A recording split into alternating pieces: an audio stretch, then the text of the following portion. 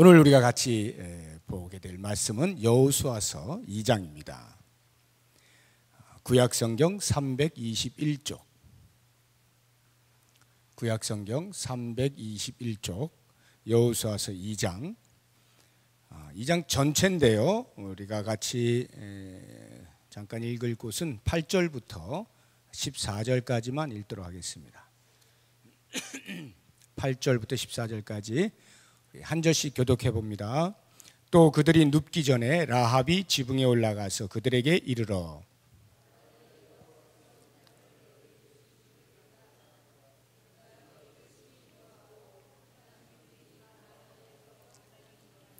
이는 너희가 애굽에서 나올 때에 여호와께서 너희 앞에서 홍해물을 마르게 하신 일과 너희가 요단 저쪽에 있는 아모리 사람의 두 왕 시혼과 옥에게 행한 일 곧 그들을 전멸시킨 일을 우리가 들었음이니라.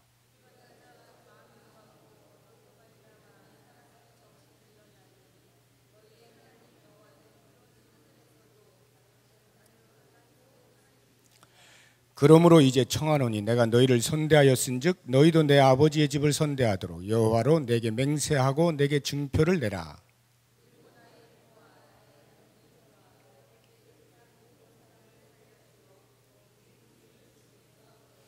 같이 읽습니다. 그 사람들이 그에게 이르되 내가 우리의 이 일을 누설하지 아니하면 우리의 목숨으로 너희를 대신할 것이요 여호와께서 우리에게 이 땅을 주실 때에는 인자하고 진실하게 너를 대우하리라. 아멘. 오늘은 성경 인물 가운데 라합이라고 하는 여인에 대해서 한번 생각을 해보려고 합니다. 교회를 안 다니신 분, 성경을 전혀 모르시는 분들은 라합이라고 하면은 이게 무슨 소리인가? 뭐 조개 종류인가? 뭐 홍합인가? 백합인가? 이렇게 생각하실 수가 있겠습니다만 라합은 사람 이름입니다. 대충 제가 말씀을 드리면 이 라합이 기생이었는데요. 기생이었는데 구원을 받게 됩니다. 어떻게 구원을 받느냐 하면 이스라엘 백성들이 이제 모세를 통해서 애굽에서 나와 가지고 광야 40년 생활을 하다가 이제 모세가 죽고 그 다음 후계자인 여호수아를 지도자로 세워서 여호수아의 인도를 따라서 가나안 땅, 하나님께서 약속하신 그 땅에 곧 들어가기 직전입니다. 그 직전에 여호수아가 2명을 뽑아서 가나안 땅을 정탐하게 합니다. 그래서 그 두 사람이 가나안 땅에 들어가서 어떻게 됐나, 상황이 어떤가 살펴보는 중에 이 라합이 운영하고 있는 그 여관이라고 할까요? 그 집에 이제 들어가게 된 겁니다. 그런데 그것을 그 나라 사람이 본 거예요. 그래서 신고가 들어갔습니다. 여리고에 있는 군대가 파견이 되었습니다. 그래가지고 라합의 집에 들어와서 그 사람들을 내놔라 이렇게 하니까 이 라합이 지붕 위에, 지붕이 이제 우리처럼 이런 지붕이 아니라 이렇게 그 옥상 같은 그런 데인데 거기에 이렇게 3대를 널어놓고 그 3대 밑에 그 사람을 숨겨준 겁니다. 두 정탐꾼을 숨겨주고는 그 군인들에게, 이제 자기 나라 군인이죠. 그 사람이 어디로 갔는지 난 모르겠다. 오기는 왔는데 또 어떻게 됐는지 모르겠다. 난 그 사람들이 정탐꾼인지도 모르고 그냥 했는데 아무튼 지금 여기 없다. 이렇게 해서 그 군인들이 또 쏜살같이 어디론가 갔을 만한 그 경로를 따라 이제 막 가고 이 라합이 그 정탐꾼들을 이제 불러다가 내가 너희를 숨겨주었으니 너희도 나에게 뭔가 해줘야 되지 않겠느냐 하고는 이 라합이 이제 이스라엘 백성들이 가나안 땅에 들어오게 되어서 자기 민족이 멸망을 당할 것을 예상하고 그렇게 될 때 적어도 나와 우리 가족들은 살려다오 이렇게 부탁을 한 겁니다. 그리고는 그 증표로서 정탐꾼들이 알았다. 그럼 우리가 그렇게 할 테니까 우리가 들어오게 되면 너는 너 집에 창문에다가 붉은 줄을 내달아라. 매달면은 이 집은 라합의 집이다 라고 하는 것을 알고 건드리지 않겠다 이렇게 약속을 하고, 그래서 결국은 이스라엘 백성들이 가나안 땅에 들어오게 되고 다 점령을 하는데 그 라합 붉은 줄이 내려 있는 그 집만 건드리지 아니하고 라합과 그 가족들, 그 집안에 들어와 있는 모든 사람들은 다 구원을 얻게 됐다라고 하는 것이 이제 라합의 이야기의 전체적인 내용입니다. 자, 이 라합의 이야기에서 우리가 라합을 중심으로 한번 생각을 해보고, 그 다음에 라합 이야기가 왜 성경에 기록되어 있는가라고 하는 좀 더 신학적인 부분에서 중요한 이슈 두 가지를 제가 이제 말씀을 드릴 텐데, 먼저 라합을 중심으로 우리가 성경 인물을 이제 하나씩 알아가는 거니까, 이 라합에 대해서 우리가 보통 생각하면 다른 그 어떤 거 다 놓고 가장 대표적으로 우리가 생각해야 되는 것이 이 윤리의 회색지대가 있습니다. 윤리의 회색지대. 그 말은 옳고 그름이 정확한 것은 뭐 사실 많은 사람들이 굳이 뭐 따질 필요가 없어요. 옳고 그른 것이 정확할 때는. 그런데 이게 좀 애매한 것들이 있단 말입니다. 윤리적으로 볼 때, 야, 이게 이렇게 하는 게 맞나? 이렇게 하는 게 맞나? 이렇게 애매한 부분이 있는데, 바로 그러한 부분에서 논쟁이 일어날 때마다 빠지지 않고 등장하는 인물이 바로 이 라합입니다. 어떤 거냐 하면, 라합이 그 군인들과 이야기를 할 때 거짓말을 했잖아요. 여기에 자기가 그 정탐꾼들을 숨겨주고도 모른다라고 거짓말을 하지 않습니까? 그래가지고 그 거짓말한 덕에 자기와 자기 가족이 구원을 받잖아요. 자, 이랬을 때 이 라합의 거짓말을 우리가 어떻게 이해할 것이냐 라고 할 때 여러 사람들의 이야기가 있습니다. 그것은 적어도 자기가 구원을 받고 자기의 백성들, 자기의 가족들이 다 구원을 받는 좋은 결과를 나타낸 것이기 때문에 그런 거짓말은 해도 된다라고 말하는 사람들이 있는가 하면, 좀 더 윤리에 대해서 날카로운 잣대를 대는 사람들은 아니다. 아무리 그것이 선의의 거짓말이라 할지라도 거짓말 아니냐. 거짓말은 크리스찬이 하면 안 된다. 이렇게 강력하게 이야기를 하는 사람이 있고, 또 어떤 사람은 늘 그렇듯이 중도가 있죠. 중도가 있어서 사실 뭐 엄격한 윤리적 잣대로 보면 안 되는 거지만, 거짓말하면 안 되는 거지만, 그래도 이것이 white lie, 선한 거짓말이니까, 하얀 거짓말, 선한 거짓말이니까 거짓말한 것에 대해서 용서를 받을 수 있지 않겠느냐. 뭐 이런 식의 이제 이야기들을 이제 하곤 하는 것입니다. 여러분들은 어떻게 생각하세요? 나는 내 입장은 이런 경우에 어디에 서 있다라고 한번 각각 생각을 해보십시오. 그것이 자신의 윤리에 대한 관점입니다. 그래서 윤리가 뭐 별거냐, 그냥 이렇게 둥글게 살아가면 되지 하는 사람들은 그렇게 거짓말을 해서라도 좋은 일이 벌어지면 괜찮은 것으로 이렇게 말을 할 수가 있을 것이고, 어찌됐거나 거짓말은 거짓말이야, 이렇게 좀 칼같이 이렇게 하시는 분들도 아마 계실 겁니다. 이게 이제 줏대가 있고, 이게 그러면 그러고 아니면 아니고, 이게 확실한 사람들은 아마 그것도 거짓말이다 분명하게 이렇게 이야기들을 할 거예요. 상당수는 아마 중간쯤에 이렇게 계시지 않을까 하는 생각을 해보는데, 보통 우리가 이제 영어로 할 때 이 그 선한 거짓말, 이것을 이제 제가 white lie라 했잖아요. 이제 하얀 거짓말이다. 그거의 반대말이 black lie예요, 영어로 하면. 근데 우리는 보통 한국말로 나쁜 거짓말을 뭐라 그래요? 이 새빨간 거짓말, 이렇게 새빨간 거짓말. 영어로는 블랙 라인인데, 까만 거짓말인데 우리는 새빨간 거짓말 이렇게 이야기를 합니다. 자, 이 새빨간 거짓말에 대해서는 우리가 고민할 필요가 없어요. 모두가 다 그건 나쁜 거, 이게 딱 돼 있기 때문에 고민이 필요 없는데, 이 화이트 라이, 하얀 거짓말에 대해서 어떻게 생각할 것이냐, 이것을 이제 라합을 통해서 한번 조명을 해보겠다라고 하는 것입니다. 우리가 보통 윤리를 결정할 때, 이것이 옳으냐 그르냐라고 결정할 때, 이것이 참이냐 거짓이냐라고 하는 이런 것들은 전부 무엇을 기준하느냐 하면 사실을 기준하고 있습니다. 사실을 기준하여 사실과 같으면 오케이, 사실과 다르면 거짓말. 이게 우리의 인간의 보편적인 판단 기준이에요. 그래서 정탐꾼이 지금 내 집에 있어요. 이게 사실입니다. 그런데 그 사실대로 말하지 않고 나 모르겠는데요?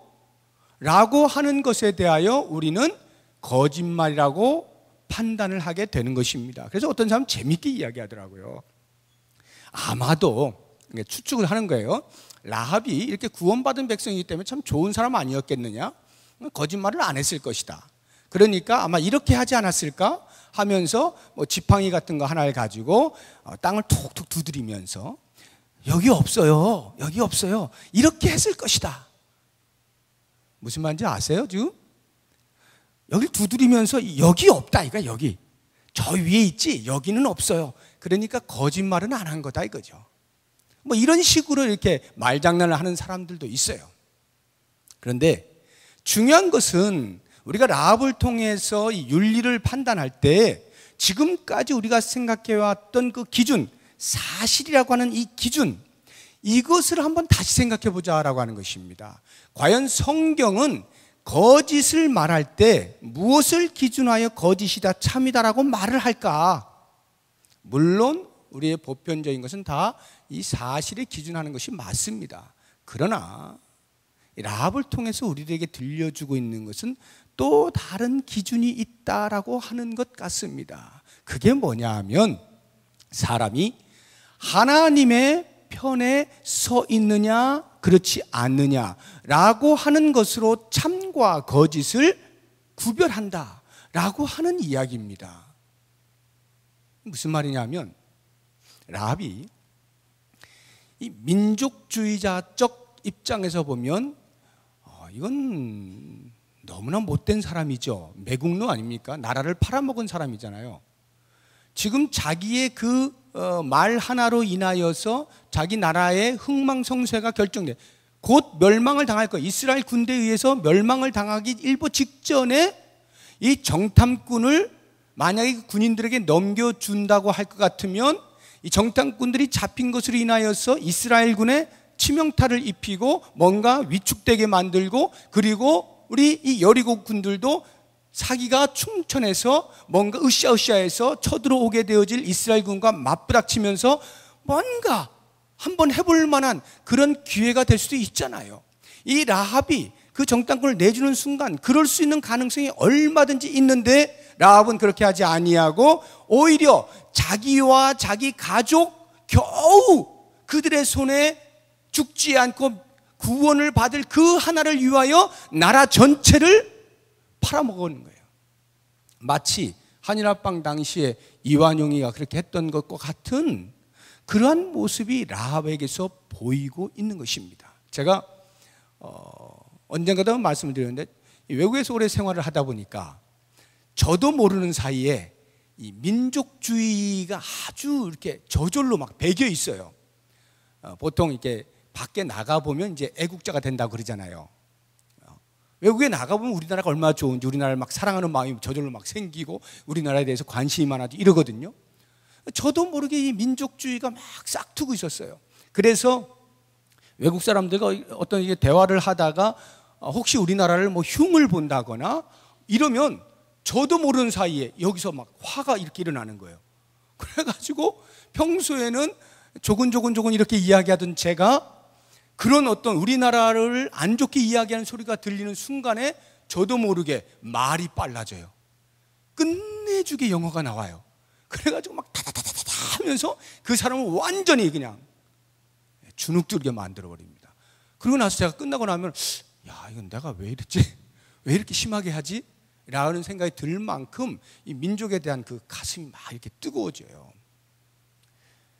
그러니 지금 이 나라 팔아먹은 이 라합이라고 하는 여자를 생각할 때 과연 어디에서 이 라합이 용서를 받을 수 있겠어요? 어디 가서 그래도 나는 이래서 할 수 없이 이렇게 한 겁니다라고 말을 할 곳이 어디 있어요? 맞아 죽지 아니하면 다행인 것이죠. 그런데 바로 그와 같은 라합에 대해서 성경은 뭐라고 말하고 있느냐 이거예요. 그 라합을 성경은 뭐라고 말하고 있는가? 아주 중요하게 직접적으로 라합의 행위에 대하여서 이야기해 놓은 곳이 있습니다. 우리 눈으로 한번 확인을 해보죠. 야고보서 2장을 찾아보시기 바랍니다. 신약성경 야고보서 2장.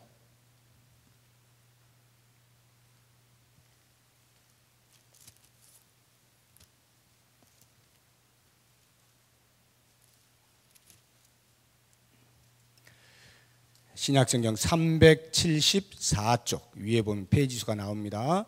신약성경 374쪽 야고보서 2장 25절. 자, 한 절만 다 같이 시작.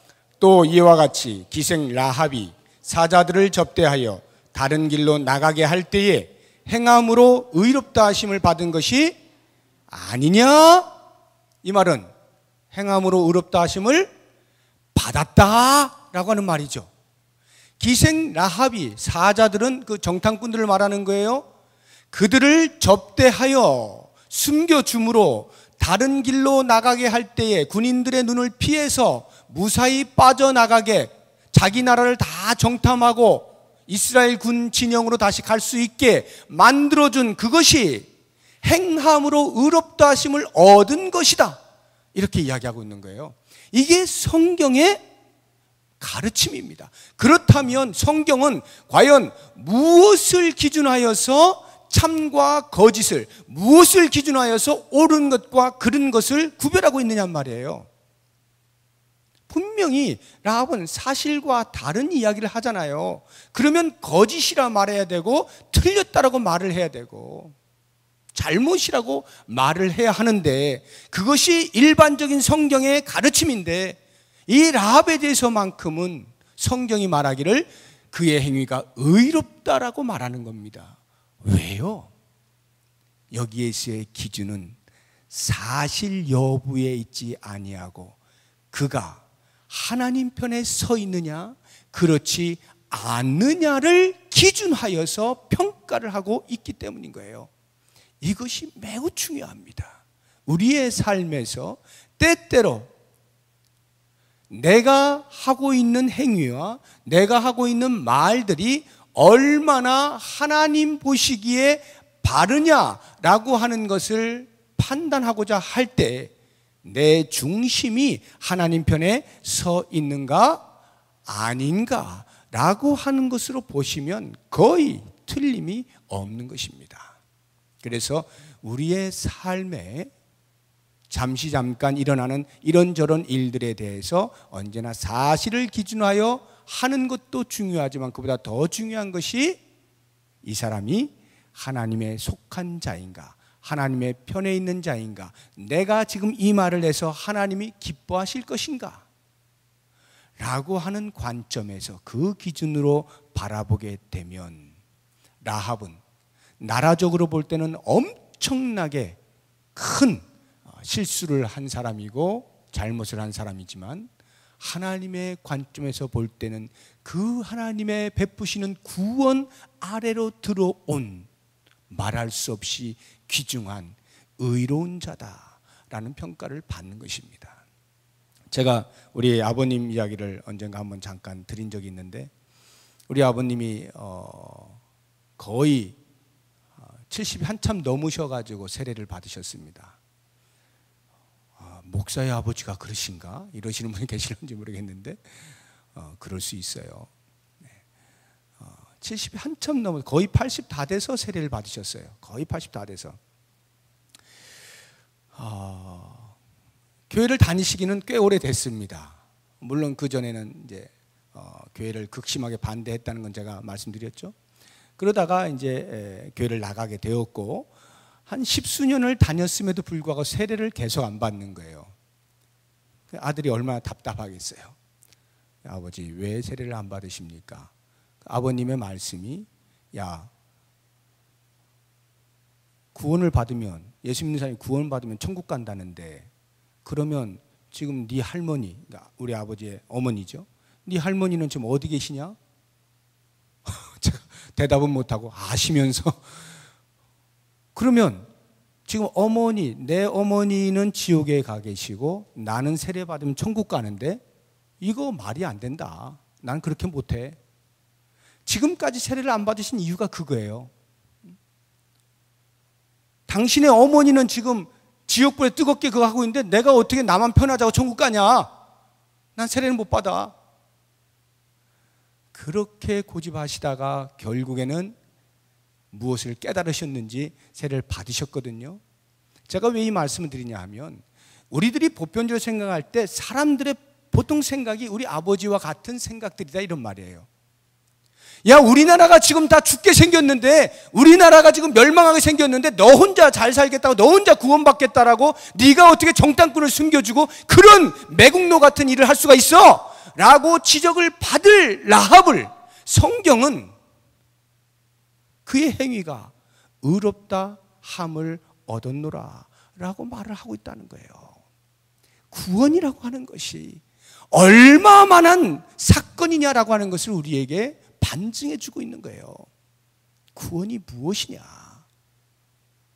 우리는 때때로 우리의 양심과 우리의 살아온 삶의 방식으로 이것이 의로운 거야 라고 생각되어지고 그 의리를 지켜내려고 하고 나라를 지키려고 하고 가정을 지키려고 하지만 그것이 만약에 하나님의 반대편에 서 있는 것이라면 그것이 악이라는 말입니다. 그게 악이에요. 무서운 말이에요. 성경은 말합니다. 하나님 편에 서 있는 것이 옳은 것이다. 그래서 가끔 그렇게 하나님 편에 서 있으면서도 우리가 우리의 윤리의 완성의 부족으로 인하여서 실수할 때가 있죠.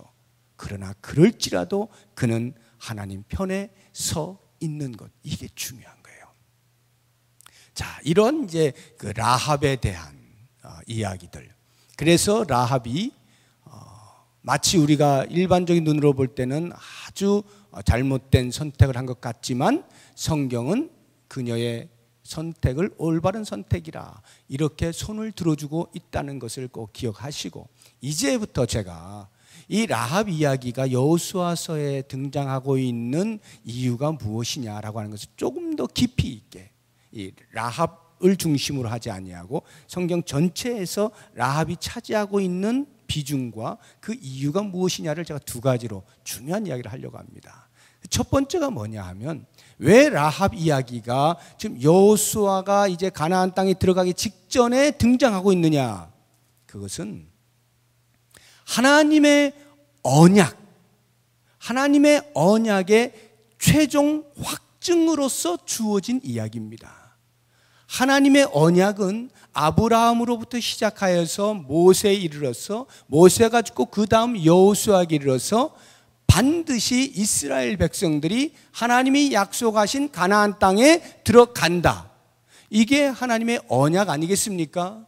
그 언약의 최종 확증으로서 라합의 사건이 등장하고 있다. 자, 이게 무슨 말이냐면, 여호수아는 모세가 죽고 나서 후계자로서 이스라엘 백성들을 이끌고 가나안 땅에 들어가야 할 중차대한 임무를 맡았어요. 그러나 여호수아의 마음에는 큰 근심이 있고 걱정이 있고 두려움이 있습니다. 왜냐하면 지금까지 모든 진행을 모세를 중심으로 해왔던 거예요. 모세에게 대한 의지라고 하는 것은 상상을 초월하는 겁니다. 그런데 그 모세가 갑자기 죽어버린 거예요. 그리고는 그 다음 사명을 완수해야 될 자가 바로 자기라고 할 때에 여호수아가 얼마나 두려웠겠냐고요. 이 두려워하고 있는 여호수아를 하나님께서 안정을 시켜주시는 겁니다. 너 할 수 있어. 이거를 가르쳐 주시기 위해서 여호수아에게 나타나서 하신 말씀이, 여호수아야 두려워하지 말라. 내가 너와 함께 하겠다. 하늘을 바라보니 하나님께서 위로부터 내리시는 함께 하시겠다고 하는 약속을 주시고 있는 거예요. 그러니 여호수아의 마음이 얼마나 평화로웠겠어요. 야, 하나님이 함께 하신다.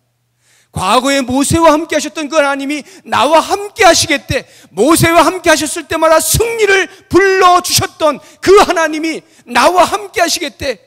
그러면서 그의 마음 가운데 있던 두려움들이 하나씩 하나씩 벗겨나가게 되면서 안정과 평화를 찾는 것입니다. 그런데 거기에다가 당신의 백성들이, 이스라엘 백성들이 이미 요단강 동편에서 두 지파 반이 자리 잡고 앉아 있는데 그 두 지파 반에서 우리가 자원하여 함께 가겠습니다 하고는 이스라엘 백성들이 가나안 땅을 점령하는 데 있어서 모두가 자원하여서 결사적으로 우리가 싸우겠습니다 이렇게 말을 해주고 있는 거예요.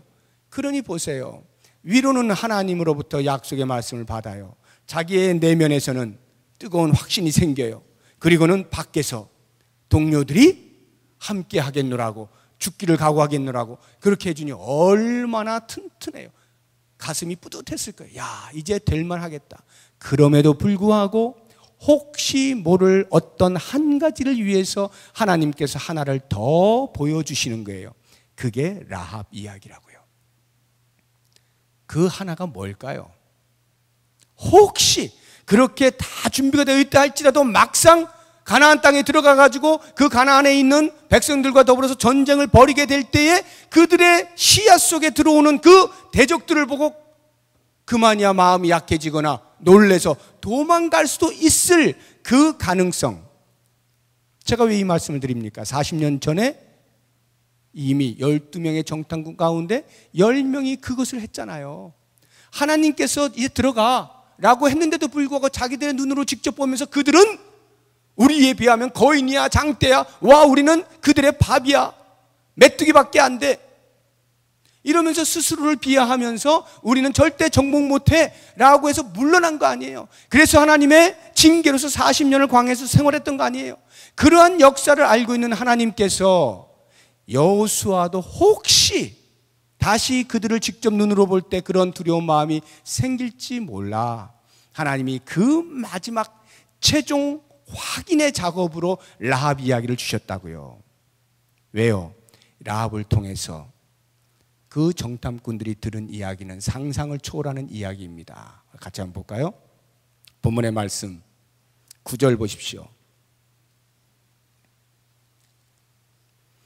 9절 지금 라합이 정탐꾼들에게 하는 말입니다. 9절 시작. 말하되 여호와께서 이 땅을 너희에게 주신 줄을 내가 아노라.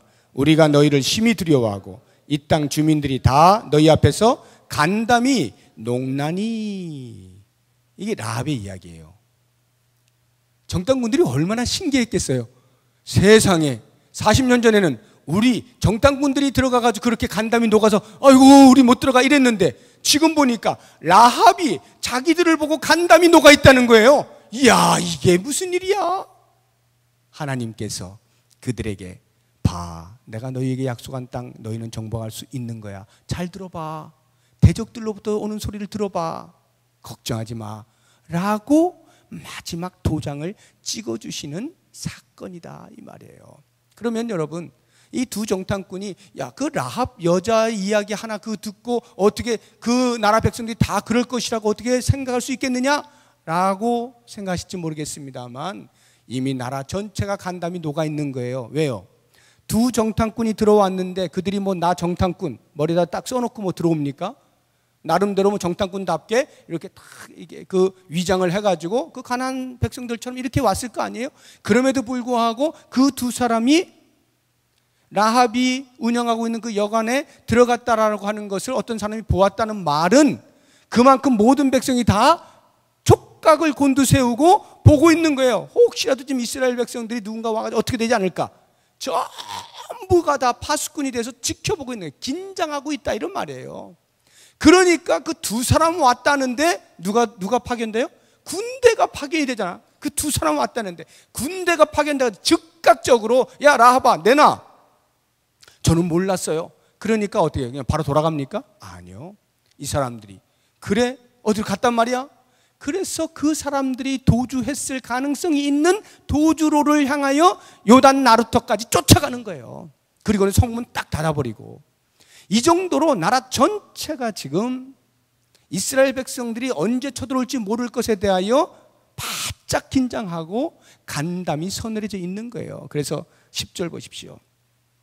10절 보면 왜 그들이 간담이 서늘해져 있는지에 대한 내용이 나옵니다. 너희가 애굽에서 나올 때에 여호와께서 너희 앞에서 홍해물을 마르게 하신 일과 너희가 요단 저쪽에 있는 아모리 사람의 두 왕 시온과 오게게 행한 일, 곧 그들을 전멸시킨 일을 우리가 들었습니다. 그들이 다 듣고 있는 거예요. 이스라엘 백성들이 광야에서부터 가나안 땅에 들어오기 직전까지의 모든 일어났던 일들을 다 정보를 수집하고 있는데 보니까 어마어마한 일들이 벌어지는 거예요. 홍해물이 쫙 갈라지고 같이 따라 들어왔던 애굽 군사들은 다 물에 빠져 죽고, 그리고 바로 최근에 있었던 아모리 사람 이 왕들이 다 전멸을 당하고 보통 일이 아닌 거예요. 이제 우리 차례로구나 하고 간담이 서늘해졌다 이 말이죠. 그래서 11절 우리가 듣자 곧 마음이 녹았고 너희로 말미암아 사람이 정신을 잃었나니,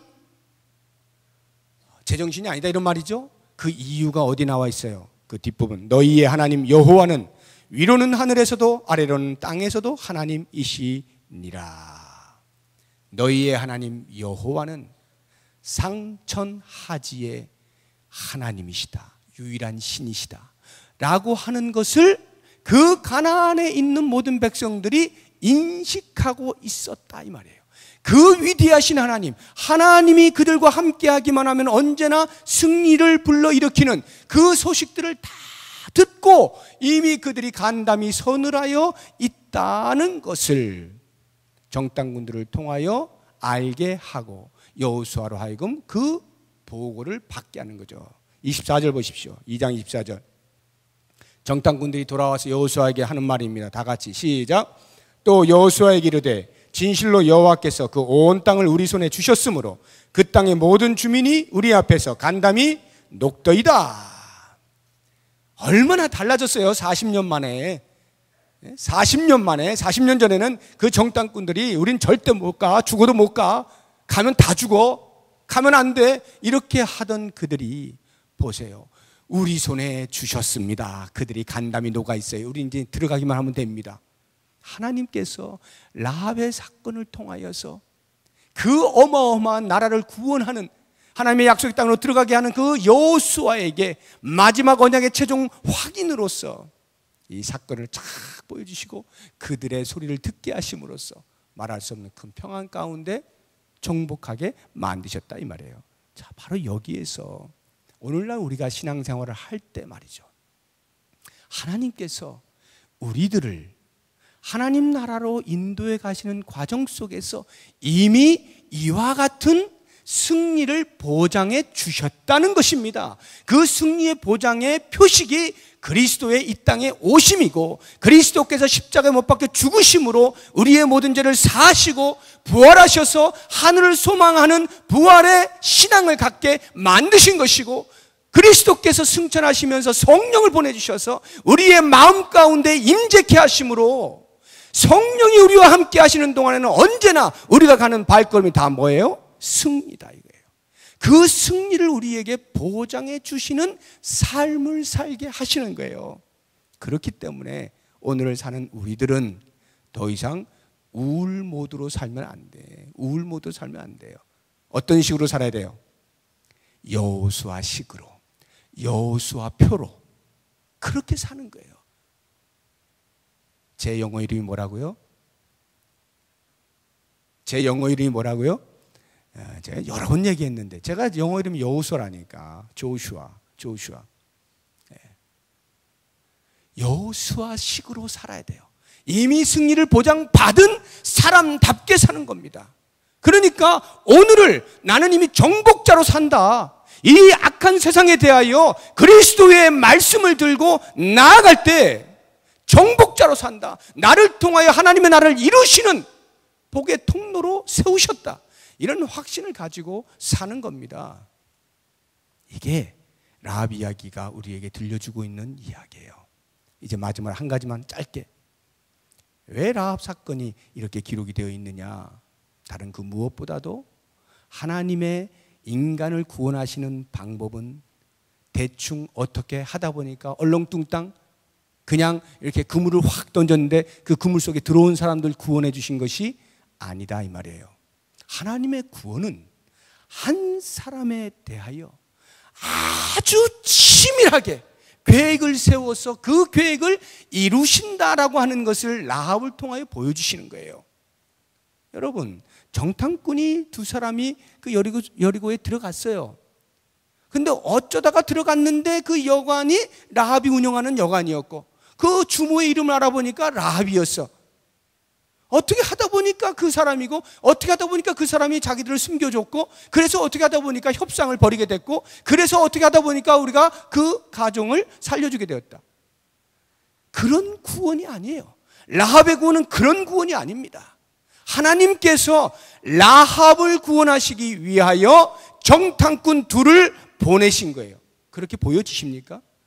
정탐꾼 둘은 그 나라 전체가 어떻게 돌아가나, 우리 군대가 들어와서 정복할 수 있나 없나를 보기 위하여 들어온 거지만, 사실 하나님은 라합을 구원하시기 위하여 보내신 거예요. 모든 과정과 그 흐름이 한 사람 라합을 구원하시는 하나님의 열심 속에서 이루어지고 있는 것입니다. 그러면 여러분, 왜 많은 사람들 가운데 라합일까요? 왜? 많은 사람들이 있는데 그 가운데 왜 하필 라합일까요?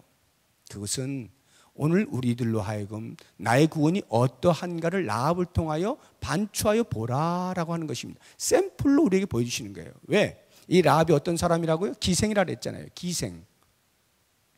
영어 성경에 번역된 단어는 prostitute예요. prostitute는 매춘부입니다. 우리말로 정확한 번역을 하면 매춘부예요. 몸을 파는 사람이에요. 그러니까 어떤 그런 집을 운영하면서 몸도 팔고 술도 팔고 이렇게 하는 여자라, 이런 말이에요. 그렇다고 하면 과연 우리의 일반적인 고정관념 속에서 그 여자가 하나님의 구원을 받을 수 있다라고 생각이 드십니까? 이건 싹이 노래. 이건 안 되는 종자야. 그냥 잘라내버리고 싶은 그러한 사람 아닙니까? 왜 하나님이 라합을 통하여 우리에게 구원이 무엇이다를 말해주고 계시느냐? 구원에는 어떠한 차별도 없다라고 하는 것을 보여주시는 거예요. 어떠한 차별도 없어요. 우리가 생각할 땐 이미 구원받을 만한 나름대로의 어떤 근거가 조금이라도 우리들에게 있겠지. 그러니까 하나님이 우리를 어여삐 보시고 구원해 주시는 거겠지 라는 생각을 하게 마련이에요. 근데 그것이 아니라는 거죠. 그렇지 않다는 거예요. 우리에게서 어떠한 근거도 찾아볼 수 없음을 라합을 통하여 알려주고 있는 거예요. 그래서 우리의 태도가 그 라합 이야기를 보면서, 아, 라합 같은 여자도 구원해 주셨는데 그래서 내가 구원받았구나, 그러라고 라합 이야기를 보여주시는 게 아니라, 라합이 바로 나로구나, 이렇게 하나님으로부터 구원받을 만한 아무런 근거가 없는 것이 나로구나, 라합을 통하여 깨닫게 하시는 거예요. 그런데도 불구하고 나를 구원하셨다는 것은 하나님의 전적인 은혜다. 그 하나님의 은혜 앞에 무릎을 꿇으라고. 그래서 라합 이야기를 보여주시는 거예요.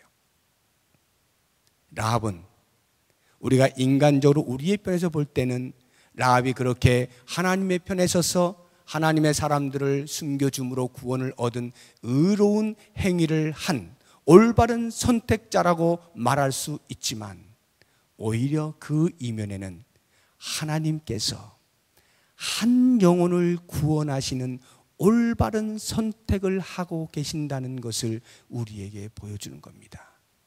바로 이 은혜로 인하여 우리가 구원받은 자로 살아가는 것임을 기억할 때 우리에게 더 이상의 교만은 있을 수가 없죠. 우리를 자랑할 것은 아무것도 없어요. 오직 하나님의 베푸신 구원의 은혜로 말미암아서만 살게 된 새로운 피조물 된 자로서 하나님의 영광을 위하여 살고, 하나님을 위하여 내가 사나 죽으나 살겠노라 고백하는 이런 삶이라 하는 것을 기억하시면서 라합을 통하여 우리에게 보여주시는 하나님의 비밀한 뜻들을 잘 깨달으시고, 오늘 밤에 기도하실 때 뜨겁게 구원의 감격에 노래하시고 감사 기도를 드릴 수 있기를 주의 이름으로 축복합니다. 기도하겠습니다.